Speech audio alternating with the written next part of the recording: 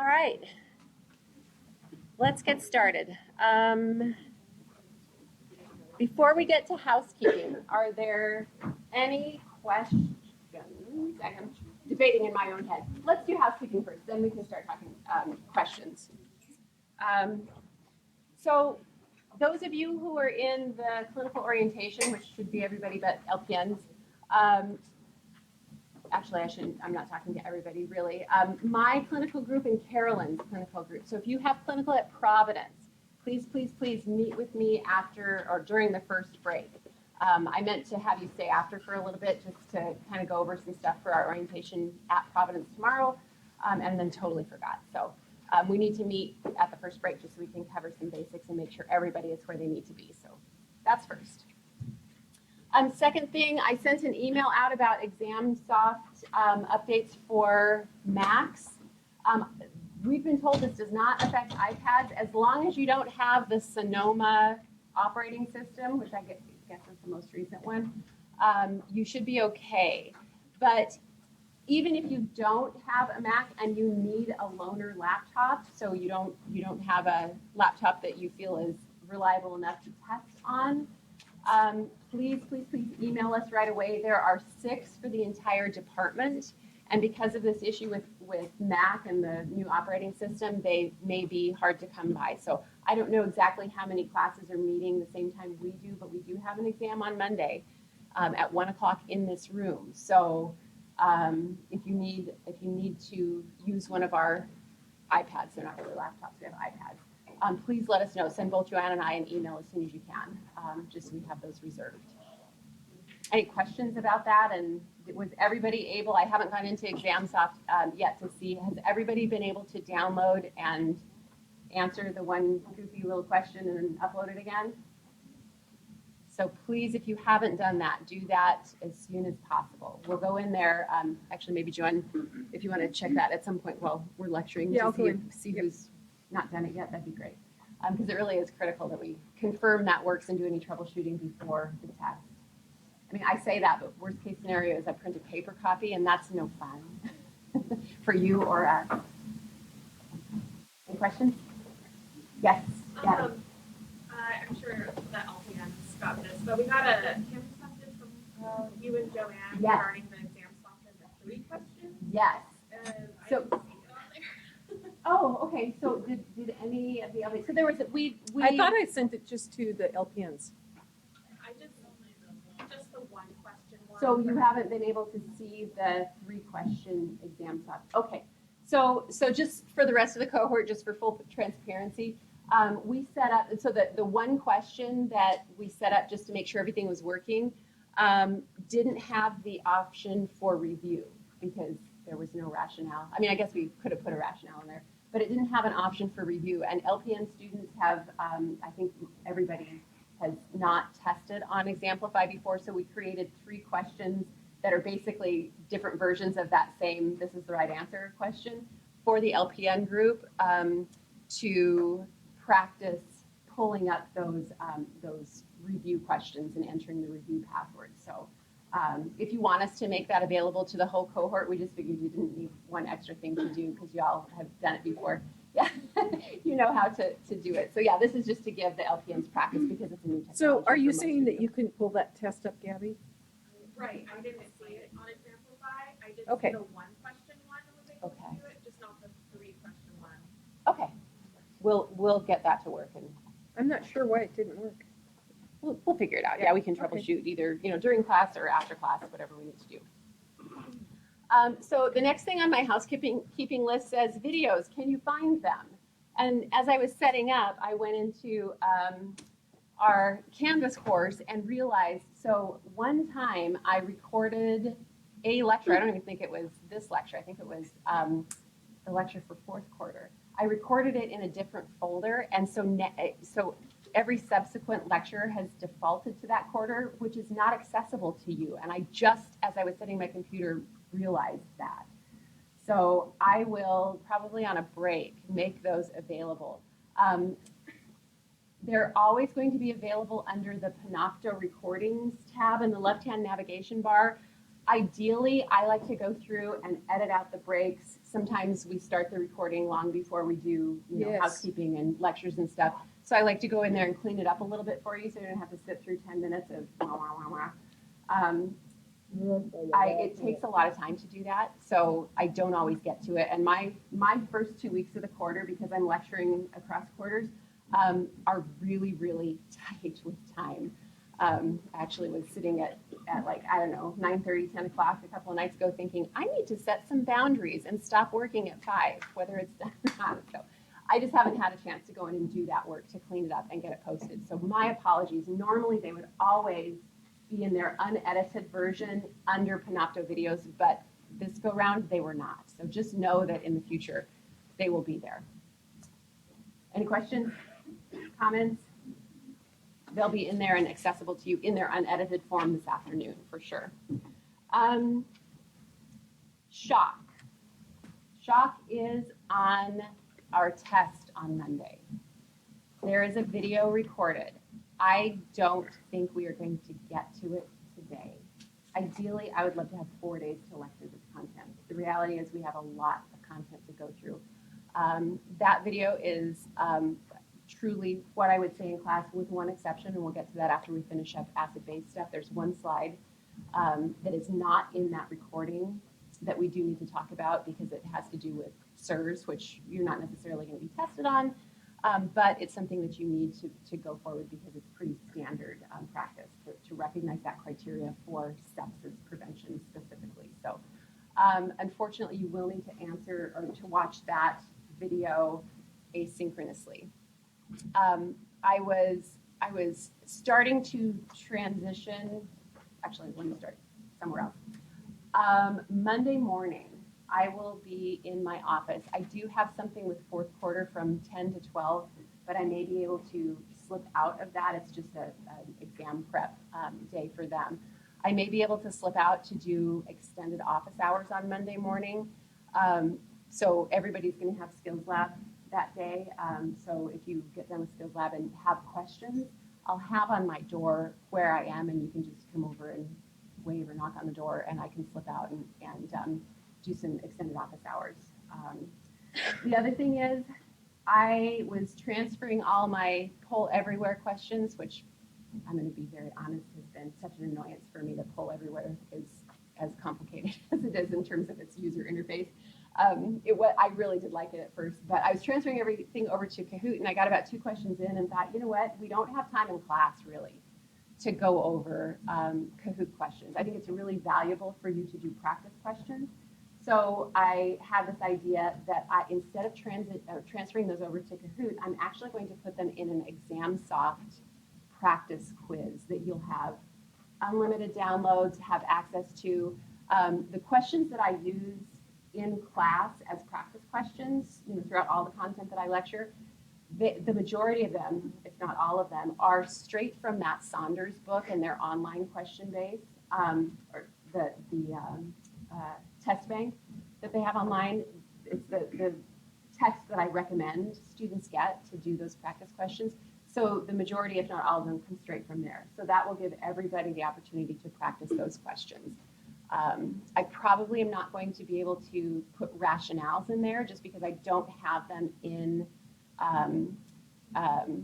Kahoot or Poll Everywhere. So it would require that I go find those specific questions, and I can offer my own quick rationale, but they have really comprehensive ones. So if there is a question about any of those practice questions, you can either email me over the weekend and ask me about it, or we can talk about it on Monday during office hours. I got an update. So Gabby and the LPNs, it should be ready to go by 3 today. And then we have 29 people that have downloaded and uploaded for the mock exam. So we still have, is it 6? We have 35 people. It should be in there. I'm one of the 6.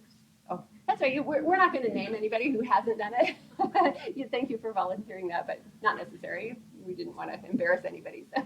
No, just when you have a chance, please. Yeah, just make sure. We just need to troubleshoot the technology before we get to the exam on Monday. So I emailed here, if you want that I can't download, it gives me a message. But I think my system is Do you have Sonoma? I noticed you have a Mac.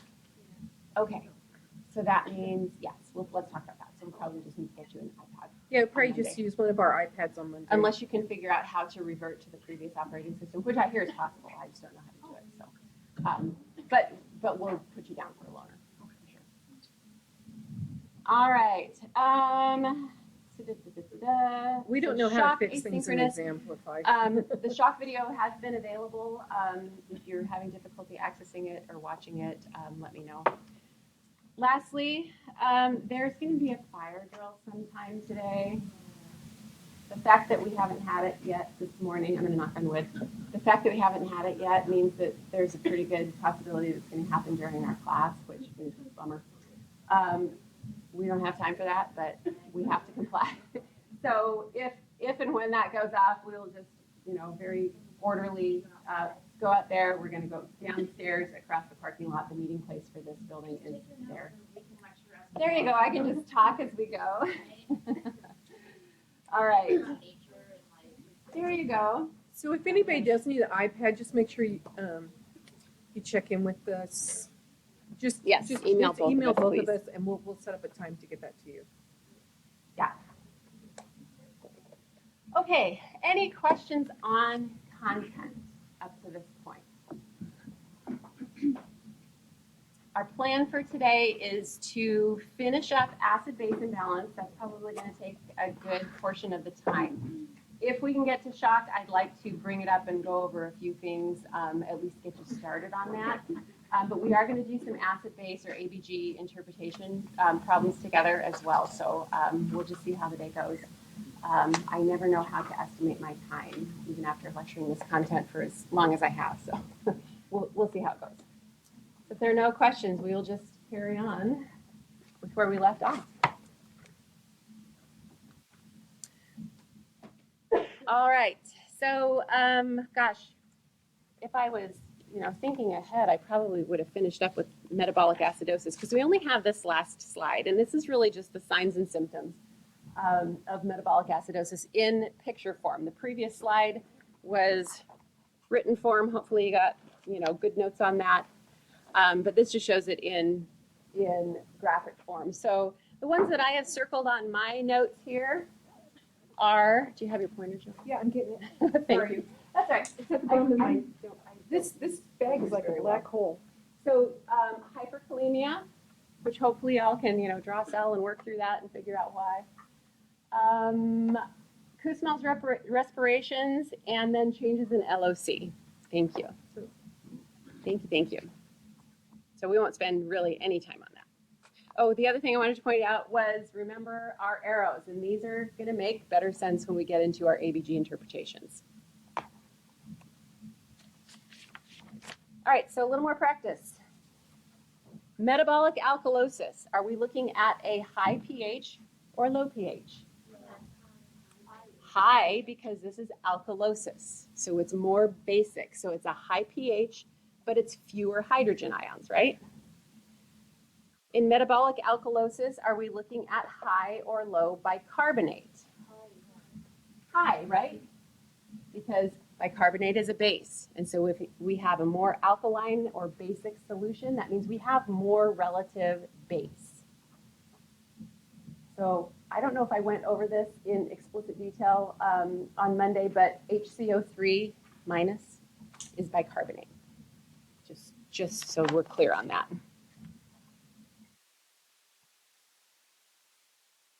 So yes, high pH in metabolic alkalosis, a high bicarbonate. There could be a relative decrease. Does everybody understand when I say a relative decrease? Like if we take acid out of a solution, does it make sense that that means it's more basic because we're taking the acid out? So that's all that means. And then our general cause is gain of too much base, meaning too much bicarbonate, or that loss of hydrogen ions or acids.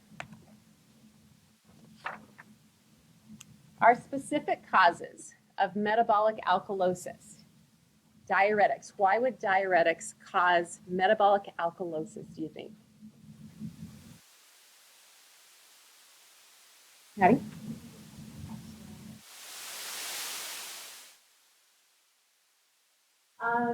So it's lots of something, but it's not potassium. What else can we lose in our urine that might make something more basic? Hydrogen. Yes. So we excrete hydrogen in the urine. So if we lose hydrogen, right, if we give somebody a whole bunch of diuretics and they're urinating, voiding a lot more, inevitably they're going to take the things that get lost in the urine with them. So we're going to be voiding, or they're going to be voiding more hydrogen. And that leaves the body in a relative alkalotic or basic state. Does that make sense? Is it making sense that there are just a handful of things we need to memorize? Like, you don't need to look at this slide and memorize each bullet point. If you memorize a few things, like what gets lost in urine, you can reason your way through, right? So excessive vomiting and excessive GI sectioning kind of go together. Why do those cause alkalosis? Hydrochloric acid, yes. GI or stomach contents are very acidic. I think it's like 2 something on the pH scale. Very acidic. So if we're pulling those things out, either with sectioning, like lots of sectioning, or the patient's vomiting a lot, we're taking acid out of the whole equation of the body, right? So we're losing acid, it leaves it more alkaline. Too much sodium bicarb, and I put antacids in parentheses because there are some antacids that are just sodium bicarbonate. Right? What is sodium bicarbonate? Baking soda. Well, Tums is actually calcium carbonate. Baking soda. So a lot of people, if they have feelings of acid reflux, they feel like, they're burping a little bit and getting a little acidy. Sometimes they'll take baking soda and mix it with a little water and drink it. Right? It's a real thing. So that excessive sodium bicarbonate in the form of antacids can make someone more alkalotic. Massive transfusions of whole blood. This one doesn't really seem too logical until I tell you that, and this came up, I think, in the calcium lecture. Who's asking me that question? Oh, was it the calcium lecture? Which one was it? Yeah. So citrate is used as an anticoagulant in stored whole blood. And when citrate goes into the body, it metabolizes it, and guess what one of the byproducts is? Bicarbonate. Yeah. And then last on the list is hypokalemia, which we talked about with the movement of hydrogen and potassium and that electrochemical gradient. Any questions? Is it making some sense? We'll see. We'll see when we interpret ABGs. I don't want to hold you to, owning that everything makes sense just yet. My screen over here, it just confuses me because I see 2 things. I see like the next slide coming up and the slide that's showing it. So I always have to do a double take. So what you're seeing is this one. So again, here's our visual graphic here for visual learners. Our green guy. About metabolic alkalosis. So things that we might be worried about: confusion, decreased LOC. Gosh, that happens with a lot of them, right? Probably I'm not going to ask you to tease those out on an exam, is my guess. Some nausea and vomiting, tremors and muscle clamps, hypokalemia. And then we've got our causes down here, just to remind you.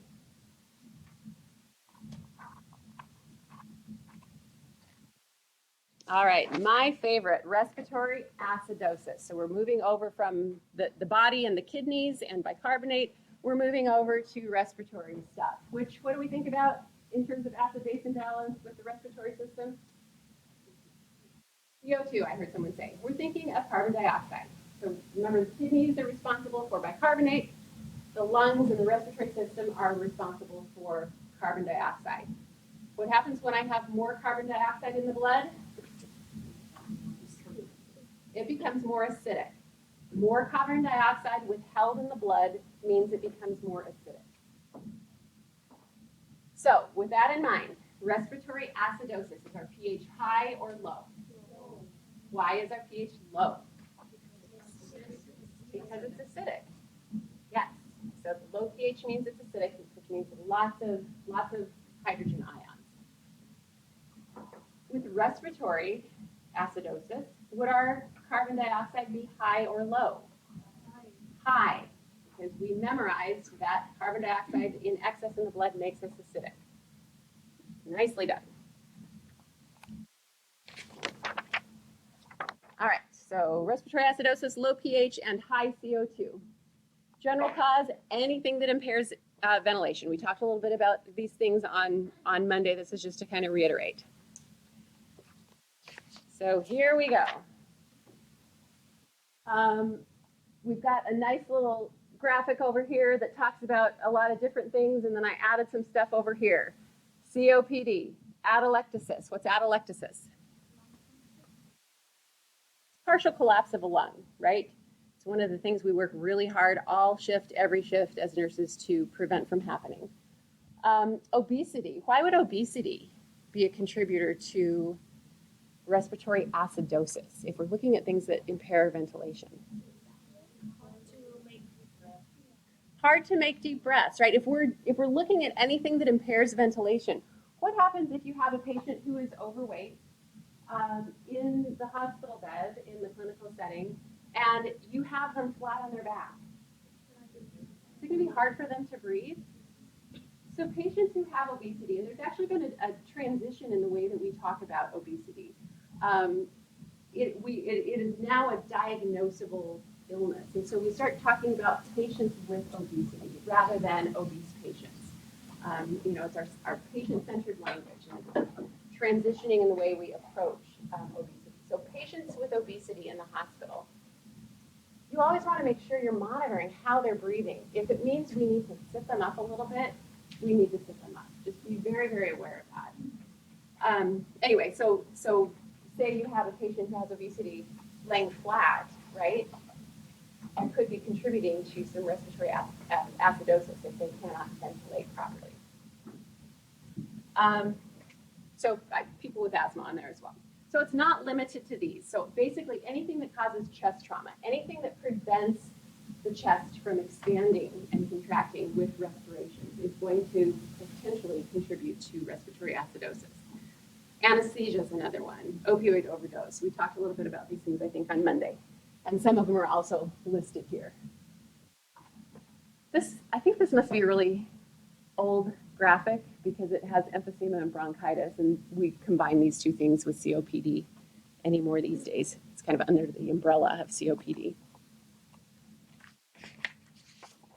And again, just a graphic that reiterates a lot of stuff, the signs and symptoms and consequences. So I would add, I don't think change in LOC is on here, but that's kind of a big one. Causes down here, decreased respiratory stimuli with anesthesia, drug overdose, COPD, pneumonia, atelectasis. So people with COPD are basically in a chronic state of respiratory acidosis. We'll learn more about COPD when I lecture in a few weeks on the respiratory system. But they're basically in a chronic state of respiratory acidosis. But their pH is usually within normal limits, at least, until the very end of their disease progression. And that's because the body compensates. Because the body, we learned already, right, that we've got a low end and a high end for pH in terms of, the ability for the body to stay alive. So we'll talk about compensation a little bit. When we talk about compensation in the case of like COPD, it's actually the kidneys that are compensating.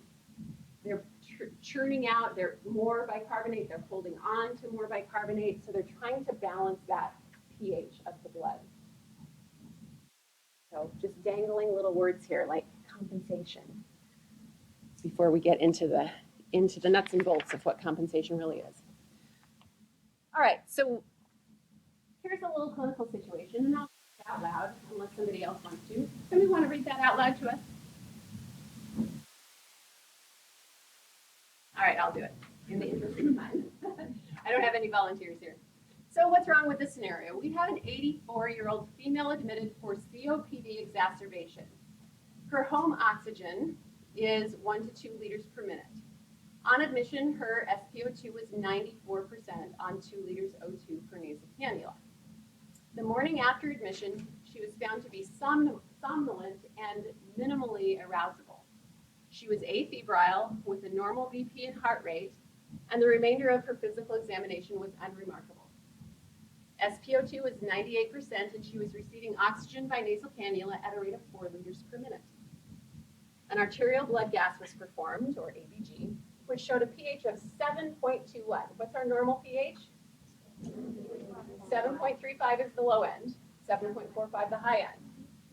She has got 7.21, and her partial pressure of CO2 was 101. Anybody remember what the partial pressure of CO2 is? 35 to 45 is the range, right? So we're like pretty darn low. 6.8 is incompatible with life. We've got kind of an off-the-charts partial pressure of CO2. So what happened? What do you think happened? So respiratory acidosis, right? I would agree.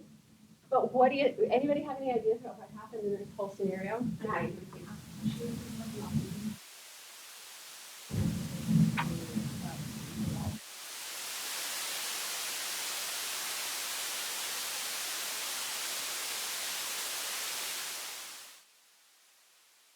So I'm hearing some key things. Too much oxygen, retaining too much CO2, respiratory acidosis. So in patients with COPD, well, let's start with any patient. The drive to breathe in any of us is the level of CO2 in our blood, right? We've talked about how we looked at Kussmaul's respirations, right? Where we had a case of DKA, which is metabolic acidosis, and our respiratory system, the little kiddo that we saw in the video, his respiratory system was working overtime trying to breathe off that CO2, right? That's because his body detected, right? There are chemoreceptors in the blood vessels, elsewhere as well, but in the blood vessels, that detect excess CO2, and it goes up to the respiratory centers in the medulla oblongata and says, hey, we need to do something about this. We're going to adjust the rate and depth of breathing. When those chemoreceptors are exposed to persistent high levels of CO2, the cutoff is about 50 millimeters of mercury for a partial pressure of CO2. So it's not very far above our normal of 45, right? When they are subjected to persistent high levels of CO2, they stop working, which means people lose their drive to breathe. That CO2, those chemoreceptors, they are our drive to breathe. So patients who have COPD are in a chronic state of respiratory acidosis. It's not uncommon to see CO2 partial pressures pretty darn high. I mean, 101 is pretty high, but they typically will live at like 60, 70, right? But because they have these persistent high levels of CO2, they've lost their drive to breathe from CO2. So our incredible machines that we call our bodies have these backup mechanisms. And that backup mechanism for breathing drive is hypoxemia. Hypoxemia means low oxygen in the blood. So COPD patients have low oxygen in the blood as their drive to breathe. So what happened is this patient got way too much oxygen. So she was no longer hypoxemic, and so she lost her backup drive to breathe. And she ended up not breathing effectively, accumulating way too much CO2, ending up with a pH, ending up being symptomatic with somnolence, minimally arousable. Has anybody ever seen orders for oxygen delivery for patients with COPD? What are our orders for oxygen? 92%. Every patient who is admitted to the hospital will have orders that say, maintain SpO2 between 88 to 92%. That is because we don't want to remove their backup system as their drive to breathe. We cannot keep their oxygen level too high. And I use this example, I brought it into this lecture because I can tell you, I cannot count the number of times I walked in and took report. And as nurses, we look at numbers and we feel so good when they look good, right? So we look at this number and say, oh my gosh, this COPD patient is 98%, I'm going to pat myself on the back. She's oxygenating so well. We cannot do it for these patients. If you go into it, and patients die, it's really critical. We have to follow those orders. Patients die. I had a student when I was doing this lecture a few quarters ago who raised his hand, works at a long-term care facility. This happened to a patient of his at the long-term care facility. And, you know, they couldn't wake her up. And they called the ambulance and she never came back. And it was because her oxygen level was too high, because she had nicotine set too high. So it's critical. If you go into a patient's room who has COPD and they're on 2 liters of oxygen and their SATs are above 92, you need to bump their oxygen down. In fact, you can just sit there and do your head-to-toe assessment, bump it down ½ a liter at a time. We usually have standing orders in the hospital, so we can adjust oxygen up to 6 liters usually. So stay in there, maybe every couple of minutes, bump it down another ½ a notch. You're monitoring their SpO2 the whole time, chatting to them, just making sure that it's all right. You titrate it down until you get their SpO2 between 88 and 92. What if you take the oxygen all the way to 0? And let's say you take it to 0 and their SpO2 is 95. What do? You don't smother them to get their O2 down, their CO2 down, right? Stop breathing. You've got too much oxygen. No, if they're breathing on room air and they're statting at 95%, fantastic. Leave them off the oxygen. Monitor them. But if they're at 95 on room air, great. Then you can pat yourself on the back because whatever treatment you did, you know, all of your albuterol inhalers and NEB treatments, they were working. Any questions about that? Does that make sense, though? Yeah, this is a clinical situation you will see. In fact, you'll probably see it this quarter more than once. We see a lot of people in the hospital with COPD exacerbation. All right, let's move on to respiratory alkalosis. pH too high or too low? High. How about CO2? High or low? Low. Keeping in mind our opposites here, right? We're talking respiratory, so pH and CO2 are going to be opposite. This is the panting person, Yeah. the hyperventilation person. So high pH, low CO2, and the cause, across the board, it's going to be hyperventilation. Oh. Whatever. You got on the slide. I've got it there, yeah. Yeah, so just almost across the board, it's hyperventilation. So they're just breathing off too much CO2. So, you know, high CO2 causes acidosis, low CO2 in the blood causes alkalosis. This one is usually self-correcting. Somebody who hyperventilates, they're going to pass out, their breathing centers take over, restores everything to normal. It's very brief. So typically self-correcting. Hyperventilation can be caused by things like pain or anxiety. Sometimes a fever can cause it, and that's just because there's some increased metabolism that causes overstimulation of the respiratory system. That one's not super common, but if you see elevated respiratory rates in somebody who's febrile, that's why. This can also happen like when patients are in the ICU and they're ventilated, we can overventilate them as well. There's all kinds of monitoring equipment, though, that helps prevent that. All right, so just another graphic for visual learners here, respiratory alkalosis. I think I asked this before. Has anybody ever hyperventilated? You get dizzy, you get tingly. I mean, you can do it to yourself, you know, just like start breathing rapidly and deeply. So you can imagine how it might feel. So lightheaded, you could have some lethargy and confusion. If it's something pathologic that can't be self-corrected, which honestly I'm not aware of too many situations where that's the case, you could end up with seizures. Oh, look, they have hyperventilation on here. Even under hyperventilation, there really is no other cause for this one. It's pretty straightforward. We won't spend a whole lot of time on it. All right.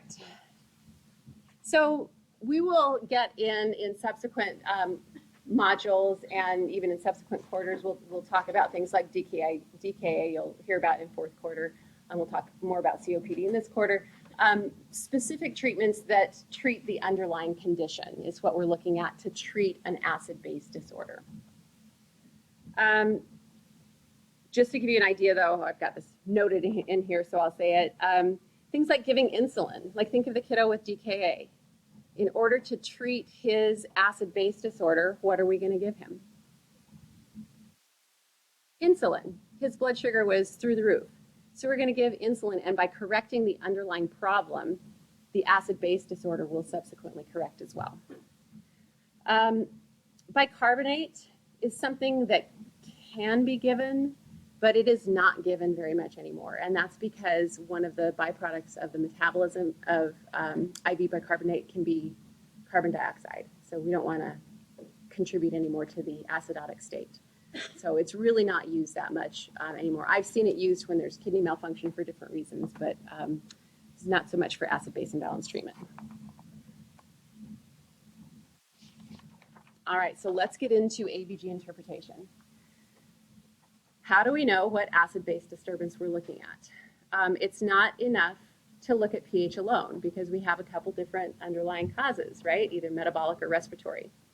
So to do that, we analyze the arterial blood gases. And from that, we can help determine the primary underlying problem, whether it's respiratory in nature or metabolic in nature.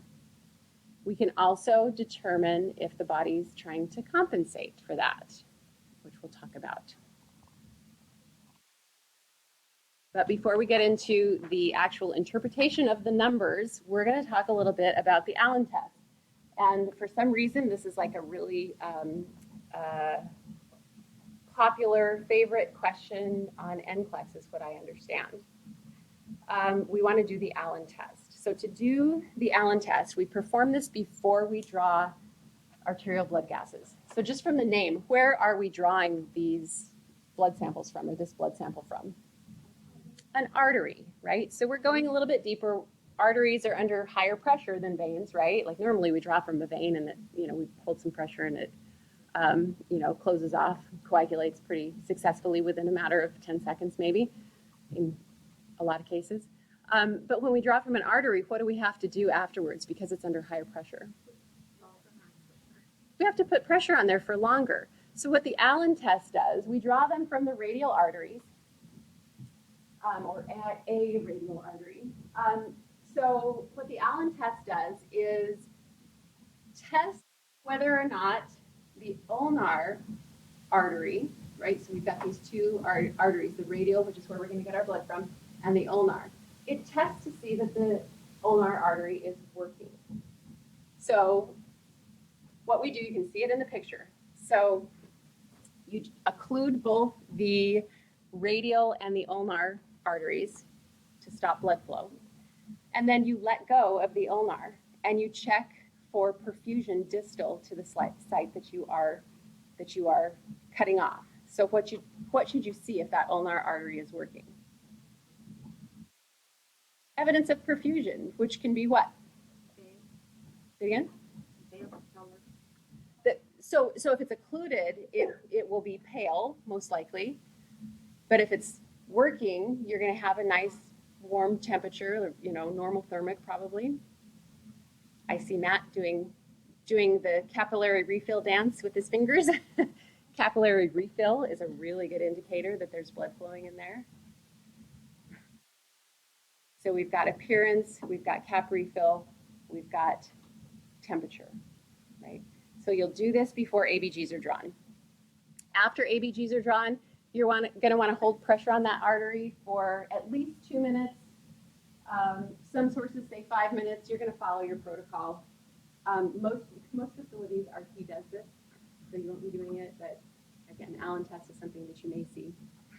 I know Joanne's drawn a lot of ABGs in her lifetime. Yeah, without doing the Allen test. But, oh well. Well, yeah, sometimes, especially in emergent situations. Okay. So just as a reminder, you want to jot those down because we're going to work through some problems here. Actually, I might just come back and leave it up. But before we do that, so we're going to talk about in the next slide this process, this very systematic approach to interpreting ABGs. This is one slide, I think it's this one and possibly Oh no, I think it's just this one slide. I have left in Canvas, I have left my notes on this slide for you to go back and review, just for reference. So we're going to look at one method. This is a method that helps you not only interpret the numerical values of the ABGs, but also understand what's going on underneath those values. You can go on YouTube, you can find things that you have to memorize a few things here and there. To me, those are more fallible, meaning you can make mistakes on that one because it relies on memory. The way I'm going to teach you requires you to logically work through why the values are the way they are. So this is where those arrows come into play. We use what's called, they abbreviate it ROAM. So respiratory opposite. This is those arrows that we're talking about. The arrows are opposite for pH and CO2 if there's a respiratory cause that's underlying the acid-base imbalance. Metabolic equal, that's what we're talking about, those arrows going the same direction for bicarbonate and for pH. So that's really the only thing you need to memorize, is CO2 and pH are opposite for respiratory, bicarbonate and pH are the same, whichever direction, for metabolic. Our first step is going to be looking at the pH that we're given with our ABGs. You're going to determine if it's high, if it's low, or if it's normal. And you're going to do that, you're going to determine it, you're going to draw an arrow. The next step is to determine the underlying cause, and that's when you're going to go to CO2 and you're going to go to bicarbonate. And you're going to look at those values and you're going to draw your arrows. Is the CO2 high, low, or normal? You're going to put an arrow. You're going to go to bicarbonate. Is it high, low, or normal? You're going to put an arrow, whichever direction it is. Once that's done, you're going to go back and look at the three arrows that you just drew. You're going to circle pH, and then you're going to go down and you're going to look at CO2. If, for example, pH is high and CO2 is low, does that match for what we've memorized? So we can circle those two. You can even move on to bicarbonate. If pH is high and you go down to bicarbonate and it's low, does that match? No, because if bicarbonate was causing the pH to be high, we would expect bicarbonate to be high as well. Don't worry, we're going to work through these. This is not just words. So just for a very simple example, and hopefully I set this up so it's going to show up on the video. So if our pH, ooh, that's a nice good marker, is 7.22, and our PaCO2 is 60. High, low, normal. It's low. CO2? High, right? So we can say this is respiratory acidosis. Confusing, and that's why we're going to do this very systematic way of working through these. All right, I think the next slide we got some practice. Yay, we do. What a surprise. Okay, and I'll try to dance around. I had to set this up so the camera would catch it. I'm not going to put PA for partial pressure. I'm just going to put this for everything. So if you wrote down or you have the slides, you can go back to this one for reference. Again, these are going to be provided for you on a test. I don't expect you to memorize these. So our first one, our pH is 7.55. We're going to write all the numbers down first and then work through it systematically. Is this high, low, or normal? pH high, low, or normal? I abbreviate normal NL. Bicarbonate high, low, or normal? High. We're going to look at arrows. This one's normal, so this one's not out of range. That comes into play when we start talking about compensation, which is going to be our next topic. So this one's pretty straightforward, right? Two arrows pointing in the right direction. Is this acidosis or alkalosis? It's alkalosis. Is it respiratory or metabolic in nature? Metabolic. So this is metabolic alkalosis, and I'll throw in another word for you that won't matter with these ones because it's normal, but you may say it on an exam as uncompensated. So this is uncompensated. When you have one value that's normal, it's uncompensated. But that's going to make sense after we walk through it a little bit. So let's do like 2 more. We won't do all of these. I can leave some for you to do. So 7.48. Oh, let's do another one. Let's do a different one. Oh, no, let's do that one. Sorry. Changed my mind. 39 and 28. High, low, or normal?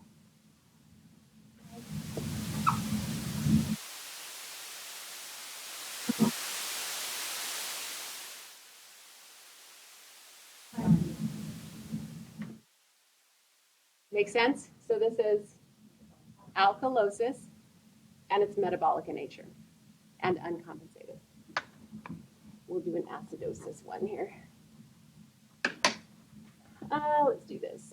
7.21, 45, and 14. High, low, or normal? Low. It's normal.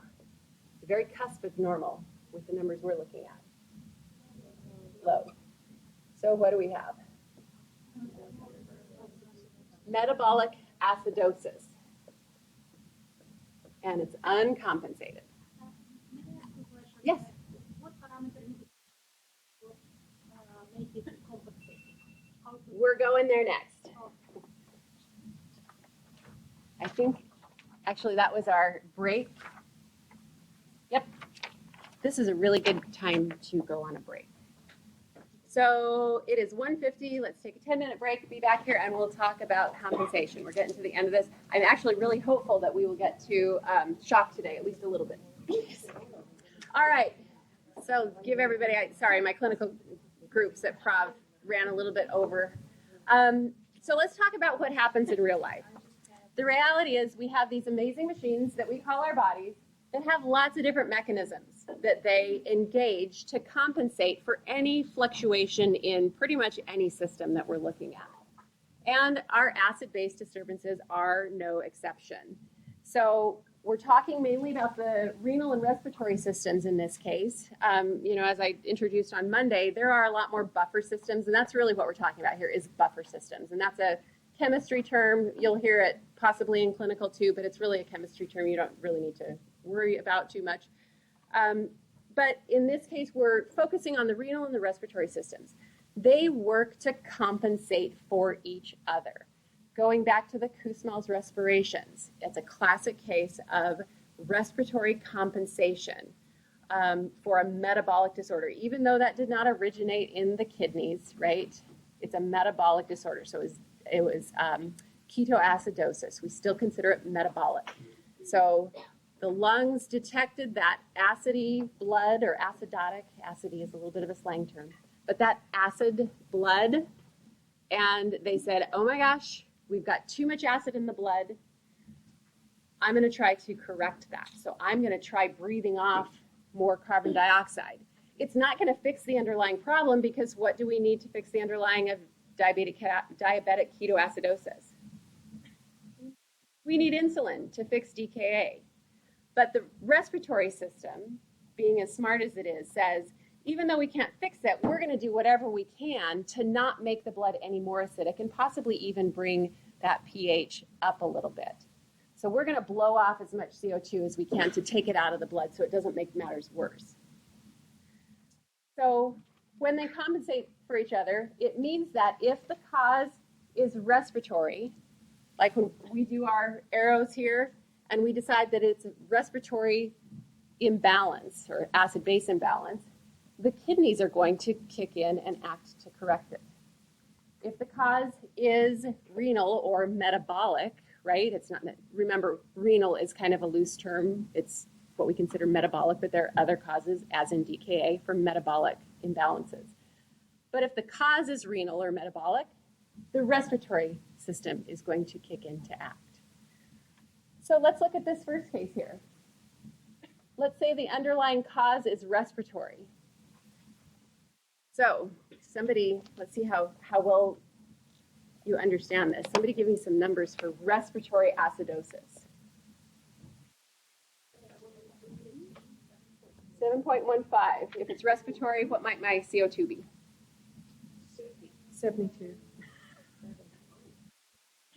I've seen it. 50 is what I heard. And let's just say our bicarb, well, actually, no. We're not going to put that in yet. All right, so draw our arrows because we're going to do this systematically, right?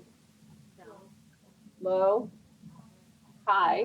So these match, right? They're opposite. So it tells us that this pH is being caused by the high CO2 in the system. So let's say the kidneys have kicked in and they've started producing what? What are kidneys good at producing and holding on to? Bicarbonate.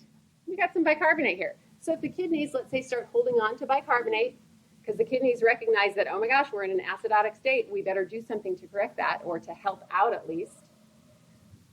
What's our bicarb going to look like in the blood? Let's do 34. This is how we know we have compensation happening. Does that make sense? This literally gives me goosebumps when I look across and people are going, oh my gosh, that makes sense. All right, so if we are consistent with our arrows, what are we going to do in this? So we made up a number, right? But what you're going to see, actually, I have a fun graphic on this page. I had to search for the shocked emoji or something. So we have the situation. Let's look at the first one. 7.22, 65, and 30. Let's work through this one. Is that high or low? pH? It's low. High or low? High or low? So we no longer have a normal value here anywhere, right? So what do? Look at these three arrows. Which ones match?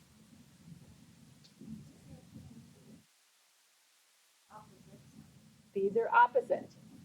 These are also opposite, but does that match what we know about bicarbonate and pH? It does not. If we had high bicarbonate levels in our blood, what would we expect the pH to be? If metabolic was the underlying cause, we would expect it to be high, right? But in this case, our pH is low, which matches what we know about the underlying physiology, and that is that our CO2 is high. So high CO2 means low pH. So we can circle these, and we can say that this is acidosis or alkalosis. Which one? Acidosis. Respiratory or metabolic? Respiratory. Do we have compensation? Yes. We say compensated. So the actual wording of it would be compensated respiratory acidosis. But we're not done yet. I saw two questions.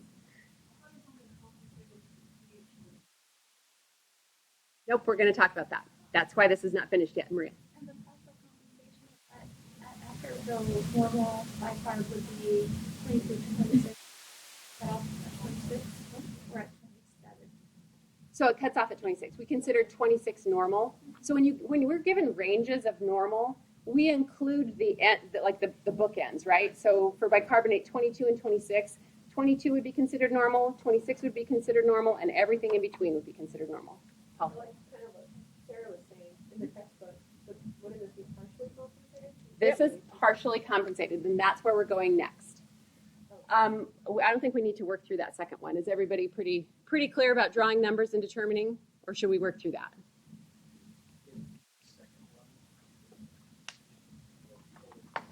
Let's look at it.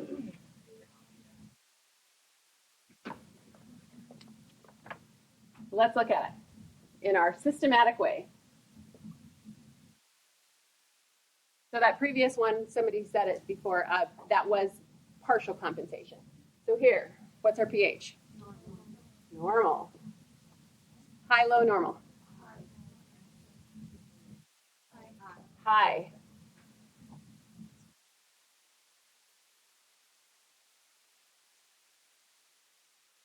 So we have a normal pH. Let's think about this. We have a normal pH.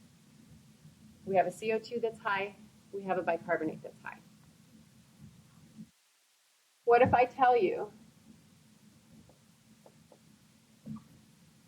that we have this number line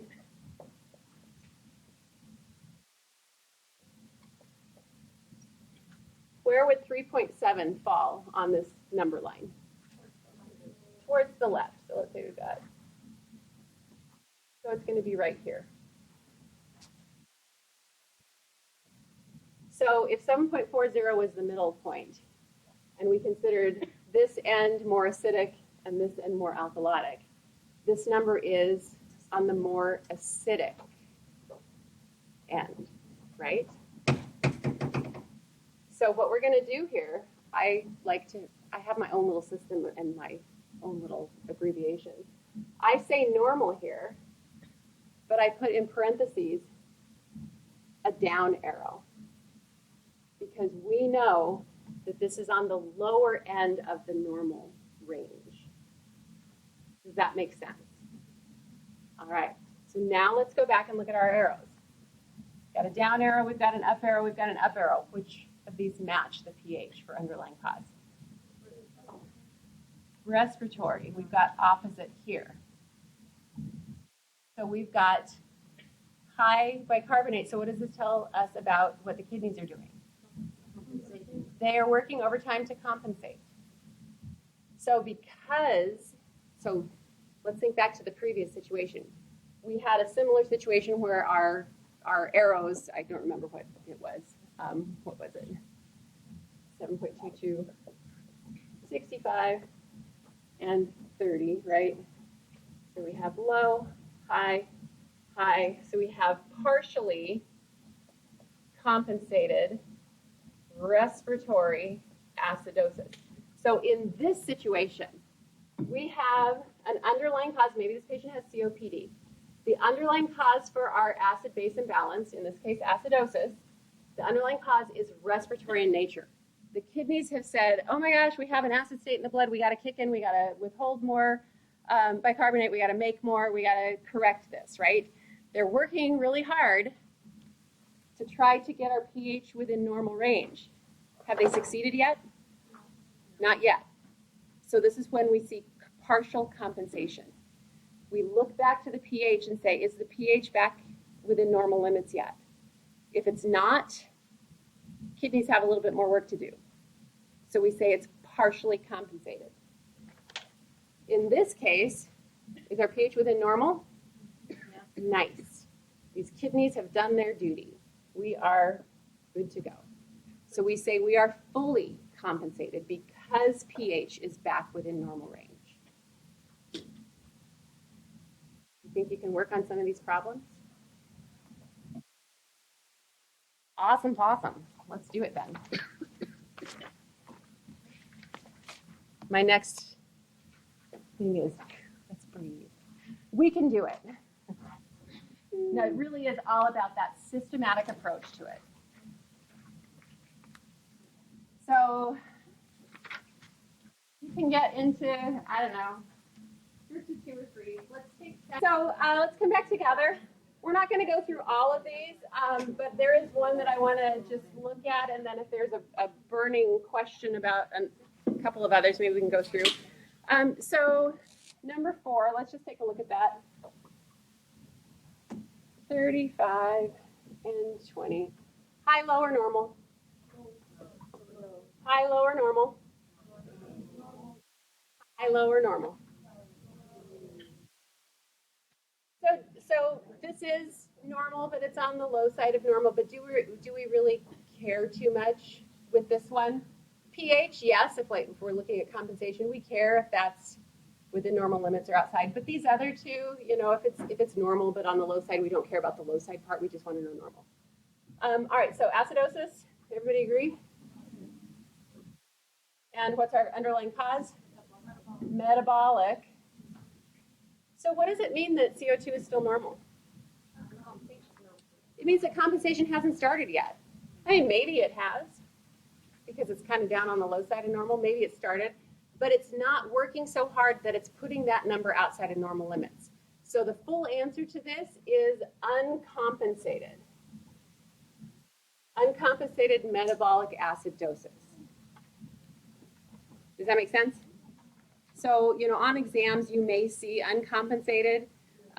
You may see just, metabolic acidosis. But usually you will see uncompensated, partially compensated, or fully compensated. So yeah, before we do that, and I'll post this answer key. In fact, I'll post this worksheet as well, along with the answer key. So did anybody have one that really stumped them? Let's look at number 5. I answered a few questions about 5. 7.44, 27, and 20. All right, high, low, or normal? Normal. High, low, or normal? High, low, or normal? Okay. So when we have a situation like this where pH is normal, but we have 2 values that are out of range, it means we need to go back here and we need to look at that continuum, right? So I won't draw it out. Is this on the lower or the higher end of normal? Higher. Higher. So in parentheses, oops, that was ugly. We're going to put an up arrow.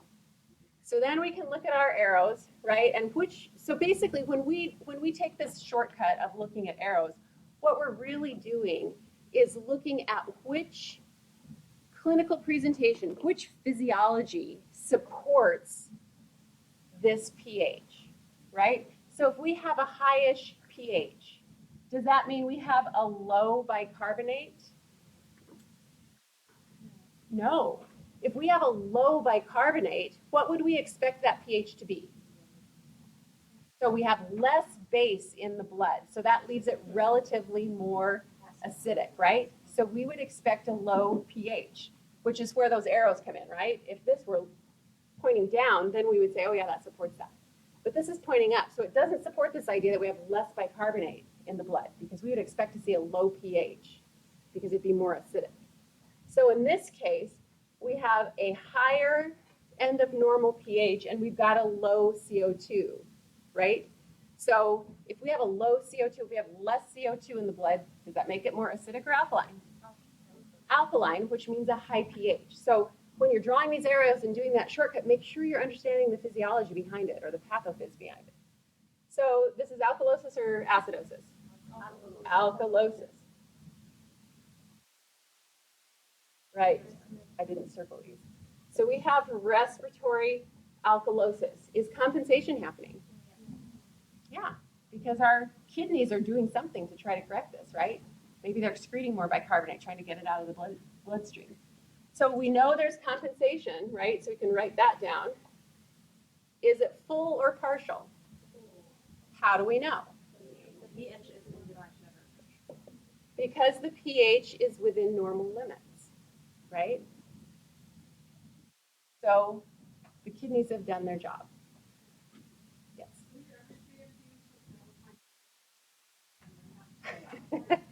Clinically, probably. Will I give it to you? Absolutely not. No, I'm not gonna play games like that. I won't set you up to be confused any more than some of this information already is.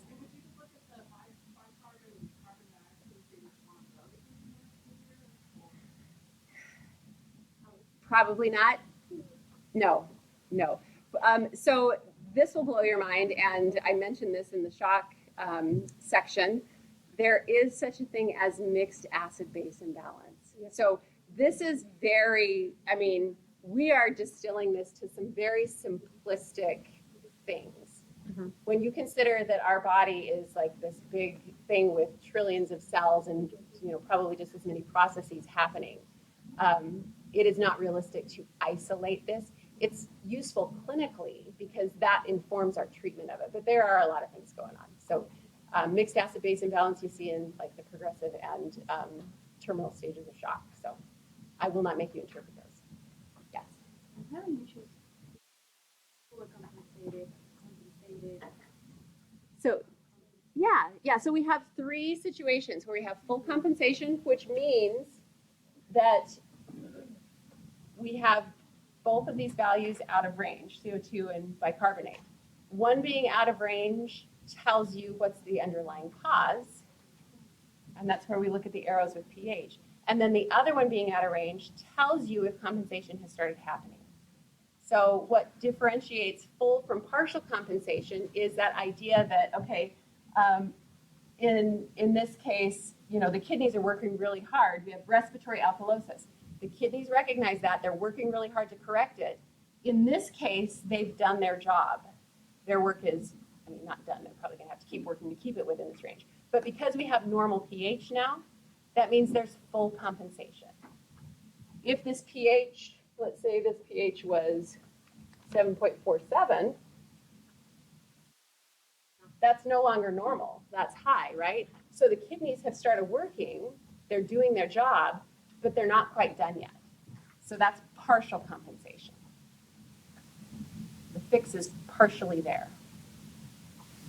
And then it's also respiratory alkalosis full compensation. 7 is actually not respiratory alkalosis. Let's work through that.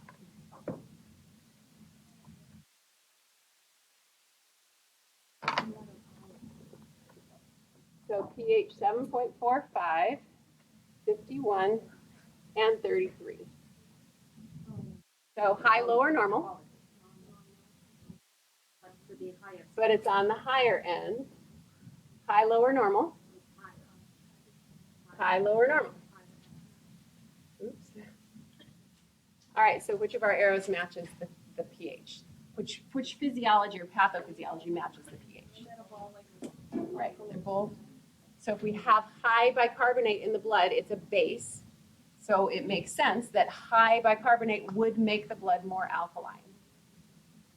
Right, so we've got metabolic alkalosis.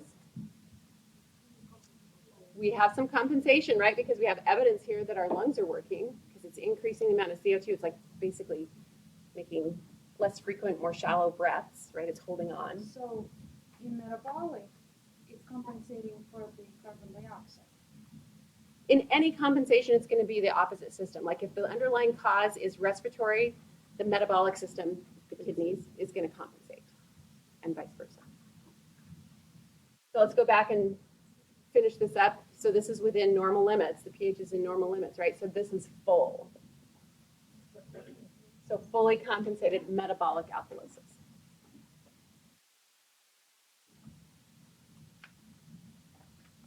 All right. Any others that gave you a run for your money? 9 and 10? Work them out.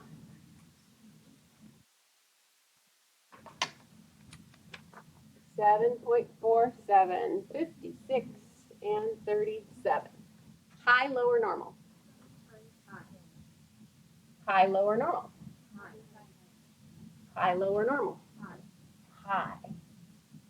All right, so clinically, which, say it again? Metabolic, right. So if we have high pH and our base is increased in the blood, we would expect our pH to be high. So we have the bicarbonate and the pH in the same direction with their arrows. So we have, what is this, alkalosis or acidosis? Alkalosis. Oops. And we have metabolic. Is compensation happening? Yes. How do we know? The CO2 is high. So let's talk through the pathophys behind this. We have a situation where our metabolic systems, in the form of bicarbonate, they're causing our pH to be high. So we have elevated bicarbonate, elevated pH. Our lungs recognize it, our respiratory system recognizes it, so they're doing something to correct it. And that's how we know, because this is outside of normal limits, right?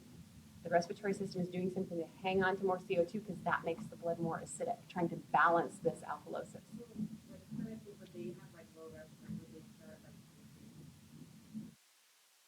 Yeah, their breathing would be altered. And that's actually kind of an important thing to consider. Like if you have a patient who is at risk for some sort of acid-base imbalance, like your COPD patients, the first thing that we are going to see before we see any of those, laundry lists of signs and symptoms. We are often going to see a respiratory change, right? So this one then is, we know it's compensated, right? Because this is out of range. Is it full or partial? Partial. Tell me why it's partial. It's not dry on the limit of the heat. So the respiratory system is doing its job, but it's not quite there yet. We haven't quite gotten this down into normal.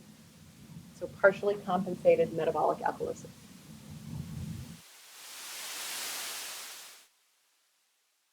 All right. Any other burning questions? Like I said, I'll post this and an answer key so you can work through it. Again, you will find other resources. Simple Nursing, I think, does one. Nurse RN. I don't say don't look at those, but those methods that they propose, there are a couple of different methods that are proposed. They rely on memorization and they don't take the underlying pathophysiology into consideration. So this way to me is more foolproof because not only do you understand what's happening in the body, which is really critical, and this is why in your NPPs, when you're in clinical, this is why we expect you to do pathophysiology. You need to understand what's going on in the body so you know what signs and symptoms to look for. That's going to inform your care. So, for the purpose of testing, if that makes it easier for you, if you're more comfortable with that, I personally think that you run the risk of, forgetting something because it requires some memorization of things that don't really make sense, right? ABA, BBA, or something like that for one of them. So if you can take the time to work through this and think through the pathophysiology, you're going to be much better off in terms of reliable testing, but also in the clinical setting. You'll have a better understanding. Alrighty. Afternoon classes are so hard. I'm looking across seeing tired. I actually drank some coffee this much. I never drink coffee in the afternoon. I feel a little more cognitively intact from it though. That's kind of nice. So the good news is that was the end basically. I had some other stuff here. So there's one more slide here that says basically what we've worked through verbally. So you can refer to this. This just walks through that physiology of compensation, full and partial. We won't belabor that though. We are pretty much done. There's another practice question in there. Seriously, the trick is to be systematic. Draw your arrows. Draw your normals with the arrow in parentheses if it's full compensation. And remember that opposite for respiratory, same for bicarbonate. Really, those are the only things. And you really don't have to memorize that if you just remember that bicarbonate is a base, right? It's going to make it more alkaline. So if it's increased, it's going to have a higher pH. And the CO2 version of that. All right, so that's the end of that acid-base lecture. I'm so excited. We're going to have a few minutes to go over. In fact, more than that, we'll have almost a full hour. Let's take a break now.